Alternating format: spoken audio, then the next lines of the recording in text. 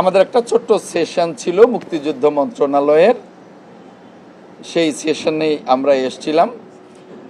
মুক্তিযুদ্ধে যে স্বাধীনতার যুদ্ধে বাংলাদেশের মুক্তিযোদ্ধাদের যে অবদান, বাংলাদেশের মানুষের যে অবদান, তা নিয়ে মুক্তিযুদ্ধ মন্ত্রণালয় কি কি কাজ করছে এ নিয়েই আমরা এখানে কথা বলেছি।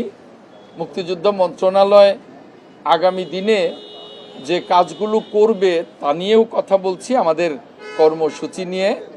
আপনাদের উদ্দেশ্যেও বলতে চাই যে মুক্তিযুদ্ধ আমাদের ইতিহাসের সবচেয়ে বড় অর্জন। এই অর্জনকে আমরা লালন করি, আমরা ধারণ করি।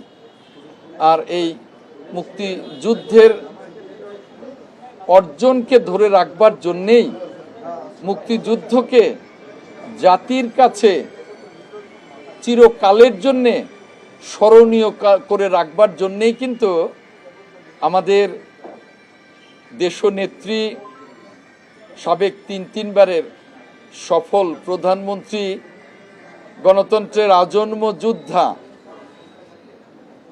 যিনি মাদার অফ ডেমোক্রেসি খ্যাতিতেও ভূষিত হয়েছিলেন, মহান অভিভাবক, রাষ্ট্রের মহান অভিভাবক খ্যাতিতে ভূষিত হয়েছিলেন দেশনেত্রী ম্যাডাম খালেদা জিয়া 2023 সালে 2001 সালে মুক্তিযুদ্ধ মন্ত্রণালয় প্রতিষ্ঠা করেছিলেন। এবং তখন থেকেই আমরা কিন্তু বিরোধী দলে থাকতেও মুক্তিযুদ্ধের জন্য কাজ করেছি, মুক্তিযুদ্ধের স্বাধীনতার স্মৃতি রক্ষার্থে বা স্বাধীনতাকে মানুষের কাছে, স্বাধীনতার ফসলকে মানুষের কাছে পৌঁছে দেওয়ার জন্যে, জাতির কাছে পৌঁছে দেওয়ার জন্য কাজ করেছি, এখনও কাজ করছি।